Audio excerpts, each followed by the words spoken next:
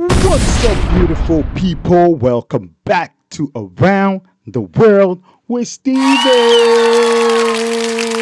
Welcome if you're new, and if you're returning, I appreciate you so much. You're the reason this channel is moving forward. Thank you so much for all your support. Well, today we have one of our other favorite storyteller, MrBallen, and this intrigued me when I saw it. It says that perhaps the two most dense killers of all time. I was like, whoa, two most dense killers of all time?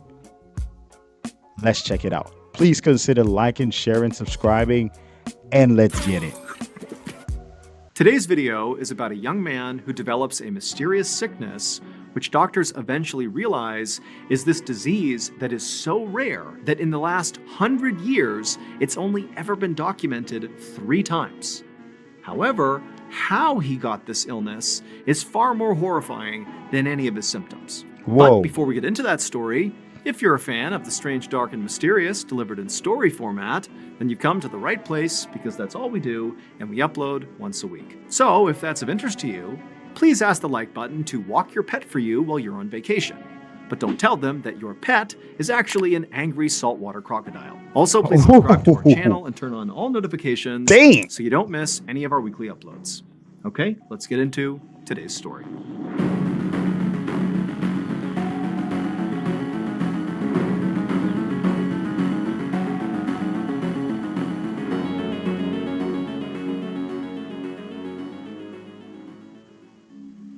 On the afternoon of July 29, 2016, a 23-year-old college student named Felix stood in the break room of the industrial manufacturing company where he worked in northwestern Germany. He poured some cereal into a bowl, and then he took his carton of milk out of the communal fridge, and then with the cereal and his milk, he sat down at a table with 2 of his coworkers. So Felix was studying to become an engineer, and that was his primary focus. And on his breaks from school, he would work here as a machine mechanic. But as a result of that, basically just being a college kid looking for a side gig, it made him one of the youngest people at this company. And so oftentimes, Felix had a hard time relating to his coworkers, who were all basically a lot older than him. And in fact, now, as he sat down to eat his cereal, the 2 coworkers that were sitting there already, these 2 men named Otto and Klaus, who were in their 50s, it's like they didn't even look up and acknowledge him. They just continued silently eating their sandwiches as if Felix wasn't even there. At first, Felix put up with the fact that this lunch break so far was pretty awkward. Like there was no conversation happening here. He definitely felt like he did not belong here. But eventually, the silence was deafening at this table, and Felix just couldn't stand it. And so he said to his coworkers, Klaus and Otto, hey guys, how's the day going? And Klaus looked up and stared at Felix, and he just shrugged, said nothing, and went back to eating his food. Now, Klaus... Oh my goodness, how rude is that? Man, I'm sitting in front of you. One, you failed to acknowledge me. You guys are eating your sandwich, not even looking at me. I feel so uncomfortable and decided to talk to you, and you just watch me shrug and continue eating. I understand there's a huge age gap. I understand he doesn't belong in that circle because they're all older men. But at least, come on, make a guy feel comfortable. Are you serious? admittedly was known as sort of a loner employee who kind of kept to himself, so this behavior was somewhat normal, although somewhat off-putting to Felix, who's trying to obviously start a conversation here. But then Otto, he looked up, and he looked at Felix, and he was about to say something, but then paused, and this grimace came over his face, and he just said to Felix, "You know what? I'm not having a good day. My head hurts, my stomach hurts, I feel tired, I feel kind of awful." And so now Felix is like, "Okay, sorry, Otto, I don't know what to tell you, that's tough." And then the three men just kind of went back to eating and back to silence. Now, Felix didn't know how to make this any less awkward, and so he just went back to eating his cereal in silence, and then when he was done, he got up and left the awkward break room. But Felix had only been back to his job for a couple of minutes when suddenly he felt this intense stomach cramp that made him double over in pain. Now, Felix actually was somewhat accustomed to getting cramps like this one because he was lactose intolerant. And typically, if he consumed dairy shortly thereafter, he would get these stabbing pains in his stomach. That's actually why he kept a carton of his own milk in the communal fridge that was lactose-free. And so suddenly, Felix wondered if maybe he had accidentally grabbed the wrong milk when he had poured his cereal just now. Had he grabbed regular milk, causing this pain? And so as a wave of nausea came over him, Felix sprinted back into the break room, opened up the communal fridge to see if he had grabbed the wrong milk. But he saw there was actually only one container of milk in the fridge, and it was his, the lactose-free kind. And so he had no idea what was actually causing these cramps, because it couldn't have been dairy. But at this point, Felix was just so nauseous that all he could think about now was the fact that he could no longer work today. He had to go home. And so Felix told his supervisor he had to go, and then he rushed out to his car, he sped home, and barely made it into his bathroom in time in order to vomit into the toilet. And after he vomited, he felt a little bit better, and so he wiped his mouth, and he stood up straight, took a deep breath, and then he went to the sink and he splashed some water on his face, and he grabbed the towel and he went to dry his face, and as he did, he noticed something. He noticed the tips of his fingers were now tingling, like his hands were going numb. And so reflexively, he put down the hand towel and began flexing and opening and closing his hands over and over again to increase the circulation to his fingers, to maybe get the feeling back, but nothing he did seemed to help. And at this point, Felix couldn't help but feel a little bit scared. Now, stomach cramps and nausea were somewhat normal symptoms for him, considering, again, he was lactose intolerant. Those were normal symptoms of illness. But losing circulation in your hands was not something he was used to. This was something else. And so even though Felix was an adult, he was 23 years old, his first thought was, I gotta call my mom. And so that's what he did.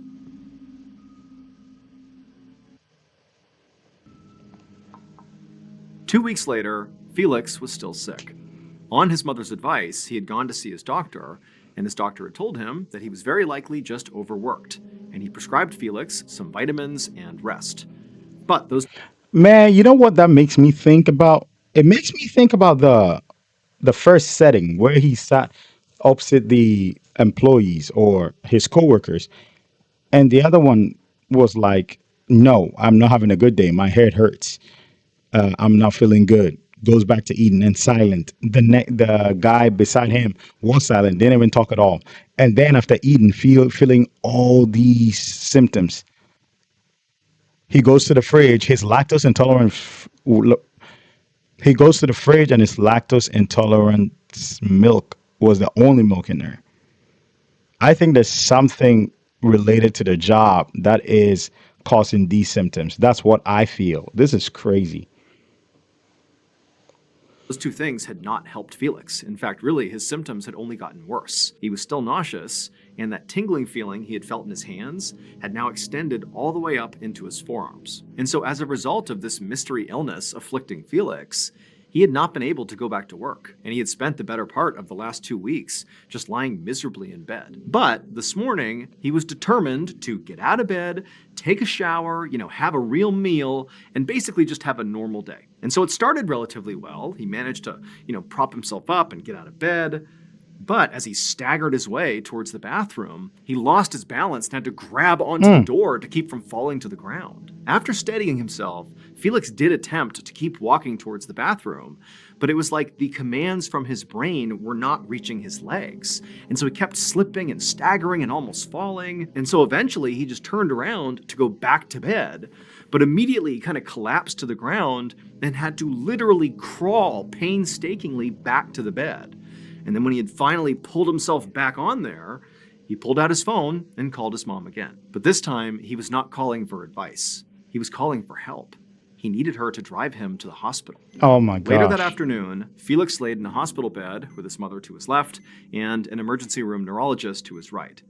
The neurologist had heard about Felix's symptoms, and she was now performing a preliminary examination, which really consisted of lots of questions about Felix's drug use, about, a history of neurological problems in their family, had he had any recent head injuries. But basically all the questions she was asking him, he said no to. There weren't any precursors to him having these issues. Next, the neurologist poked Felix's arms to see what he could feel, because he was complaining of numbness and tingling. But it was kind of like wherever she poked in his arms, he couldn't really feel it. It was like the tingling sensation had totally taken over both arms. That's all he could feel. After that, she measured his muscle reflexes in his legs and also shined a light in both his eyes. And then after that, she put her tools down and she looked at Felix with a very worried expression on her face. She said that based on Felix's symptoms, she thought that some part of his nervous system, like his brain or his spinal cord, might be inflamed. And this type of inflammation can lead to things like nausea, numbness, and loss of coordination, all things Felix had been experiencing. And this inflammation could be caused by a number of different infections or an autoimmune reaction. But to know for sure, she would have to run some more tests. And so she advised Felix to be admitted to the hospital. 6 days later, the neurologist went to check in on Felix, who was still at the hospital. And as soon as she walked into his room and saw Felix, she saw he looked terrible. His body was limp, his face was swollen, and his eyes were sort of glazed over, like he was staring off into the distance. By this point, doctors had run imaging scans on Felix and had discovered that his brain and brainstem were inflamed, like the neurologist had suspected. But the neurologist could not figure out why this was happening. Typically, inflammation like this was caused by an infection. But the neurologist had tested Felix for every infection she could think of that could have caused this, and all those tests had come back negative. So her new working theory was Felix must be having an extreme autoimmune reaction, which is basically when your immune system malfunctions and starts attacking your own body. Oh my Autoimmune goodness. reactions can cause things like brain swelling. But this theory didn't really help Felix very much, because first of all, it was nearly impossible to test to see if this theory was even true, that it was an autoimmune reaction. And second of all, even if you knew that's what it was, unfortunately, autoimmune reactions are notoriously difficult to treat. Basically, it was a shaky diagnosis that did not come with an easy cure. The neurologist had given Felix some anti-inflammatory medication, hoping that maybe that would help, based on her research around autoimmune diseases, but it basically did nothing. And she knew that if she didn't find a way to lower the swelling in his brain and brainstem, that Felix could potentially suffer permanent brain damage or even death. So now, in Felix's hospital room, the neurologist walked over to him and tapped his shoulder, and she asked him how he was feeling. And Felix, when he sort of looked up at her, his eyes were rolled back in his skull, and it took a minute for him to focus on her. And then it was clear to the neurologist that it took all of his energy to croak out an answer. But the words he said didn't make any sense. He said, metal, mouth. And the neurologist said, what? Like, what are you trying to say? And then he said, taste, water. And at that point, the neurologist realized what Felix was trying to say is that he had a metallic taste in his mouth and he wanted a cup of water to clear his mouth. The neurologist felt like this had to be a clue about what was going on with Felix. It was not some random symptom, like this has to be connected to the totality of what was wrong with him. But she didn't know what a metallic taste in his mouth had to do with his other symptoms. And so she was baffled. So she just grabbed a cup of water off the nearby table and handed it to Felix. And Felix immediately put it to his lips and tried to drink it. But it was like he couldn't, and the water just dribbled down his chin onto his chest. And as the neurologist stared at her patient, she couldn't help but feel like she was just totally failing here. I mean, obviously there was something horribly wrong with Felix, but she had not come up with a proper diagnosis yet, and all the medications and treatments she had suggested so far had done nothing for his symptoms, and she knew if she couldn't get the swelling to go down, it was just a matter of time before he suffered permanent brain damage or death. And so at this point, the neurologist realized a big change would have to be made in Felix's care. Clearly what she was doing was not working. Man, this is scary. This is so scary. This dude was okay at work, talking to his coworkers, wanting to break the ice, and then all of a sudden calls his mom to rush him to the hospital, and he's like a whole different person with his health situation. That is insane. This is concerning.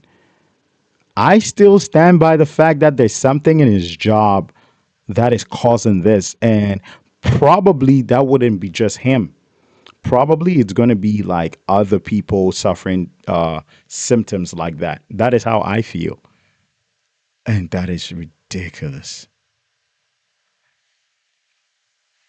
And so she decided to transfer him from her hospital to a local university hospital where she knew there were some specialists there who they might be able to figure out what was going on here. But the next day at that university hospital, that team of specialists that had been assigned to Felix's case were just as baffled as the neurologist had been. Because now Felix didn't just have swelling in his brain and a metallic taste in his mouth.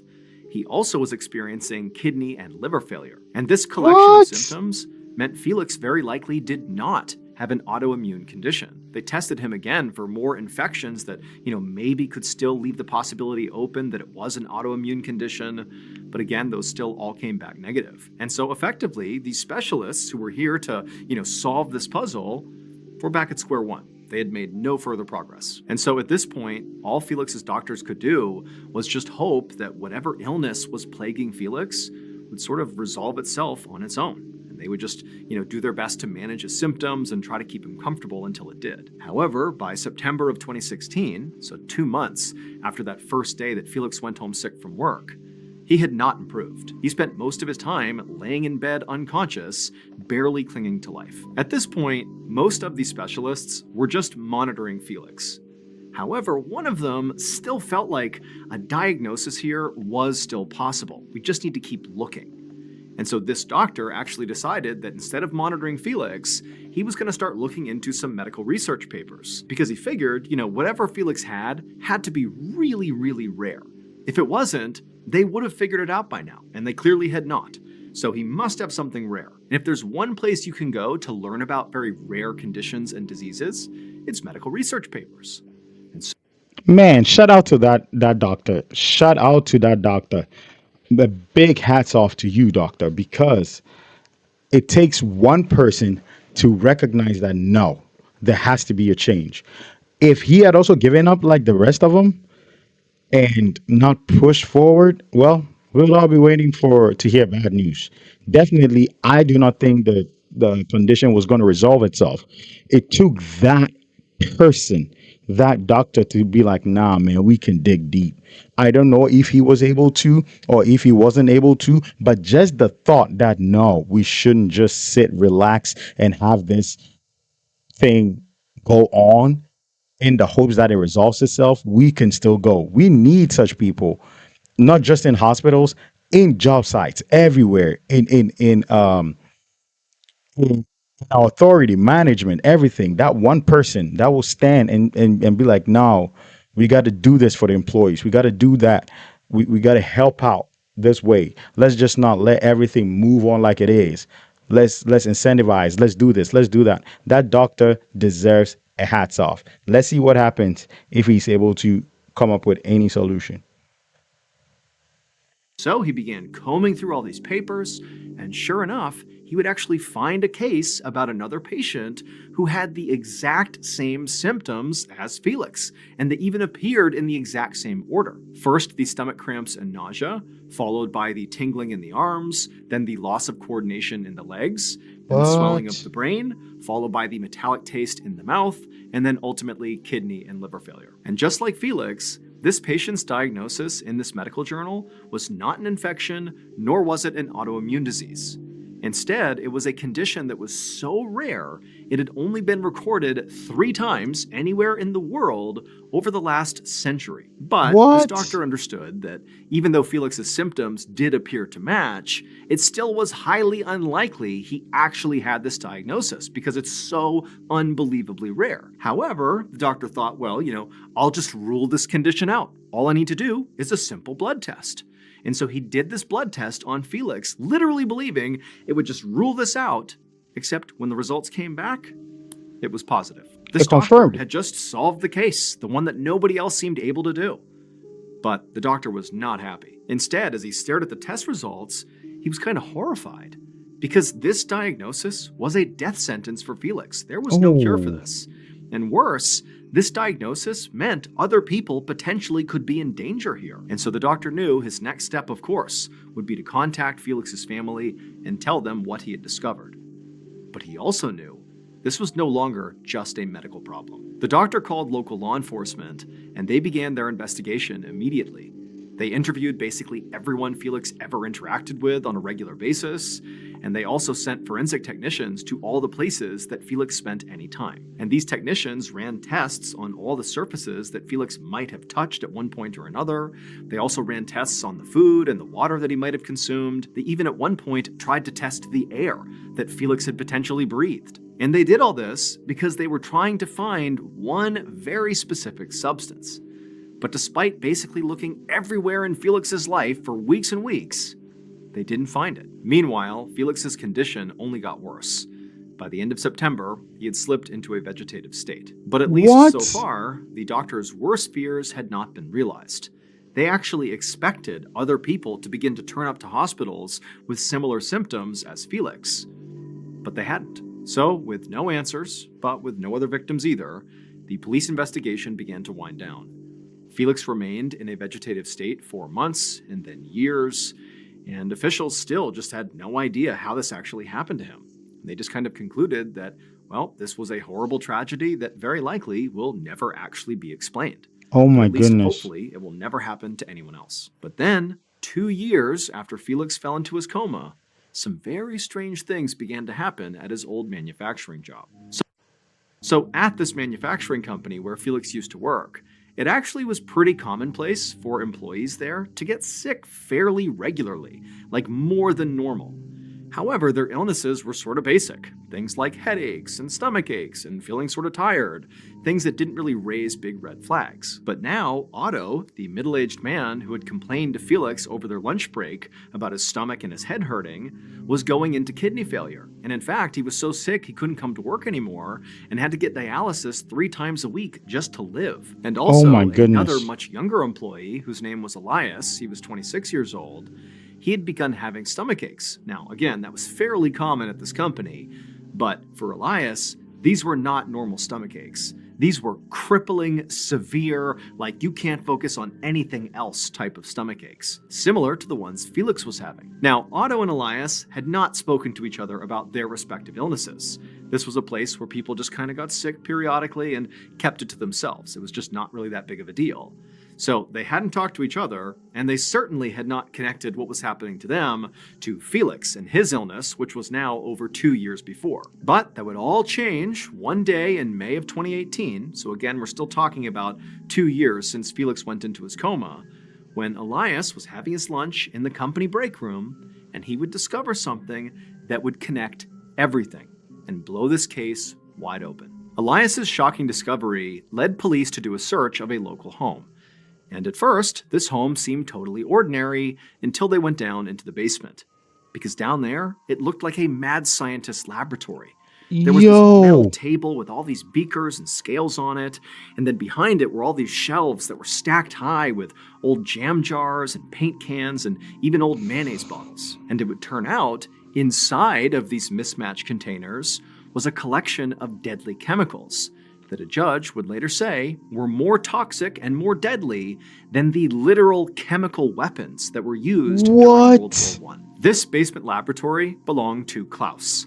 He was one of the 2 employees that Felix sat with during that very awkward lunch break.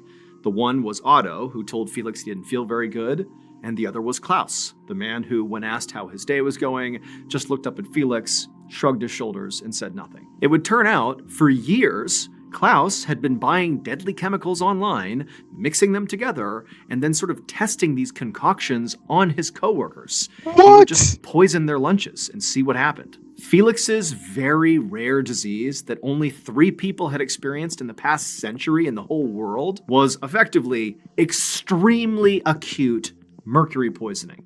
Basically, an ungodly high level of mercury poisoning. Because Klaus was literally just putting mercury into Felix's cereal, and he was just eating it up. In addition to poisoning Felix's cereal, Klaus also put lead literally right on top of Elias's sandwiches, and then he also put a combination of lead and cadmium into Otto's food. Klaus was only caught because Elias made that big discovery.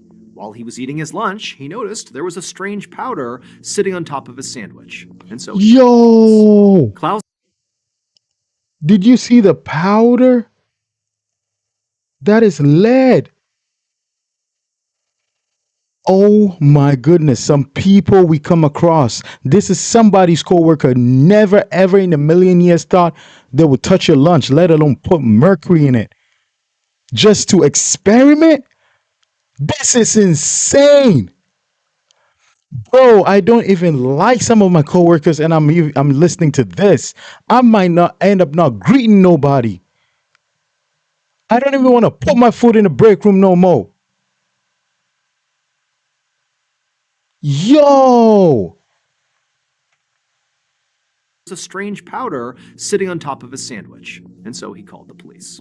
Klaus never explained his motives for the poisonings. Take that In shit March off your of face, you 2019, piece he of was ultimately shit. sentenced to life in prison. And unfortunately, 10 months after that, Felix, who had been in a vegetative state for 3 years to that point, passed away. As for Elias and Otto, they still suffer from long-term effects of chemical poisoning. Oh my goodness.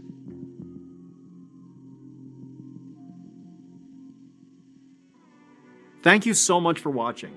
Let me know what you thought of today's episode in the comments. And remember, we have hundreds of videos for you to binge right now. But if you're looking for a recommendation from me of that one video that's worth your time, well, it's this one right here. So give it a watch. All right, until next time. Oh my goodness. This is one of the sickest things I've ever heard in my life. You in your basement doing your stupid stuff, and you bring it to work to try it on your coworkers just to see how it works. People are just depraved.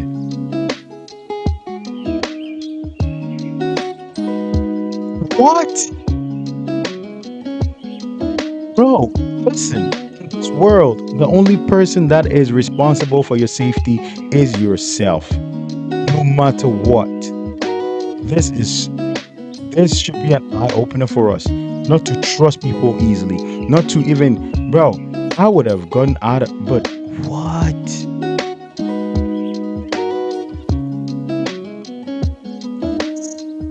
Man. I hope this never happens to any of us. Because there are people who laugh at you, smile at you, laugh with you, whatever it is, but are sinister in their heads. They are sick people. They are really, really sick individuals. I'll see you in the next one. Take care of yourself. Take care of your families. Love you all.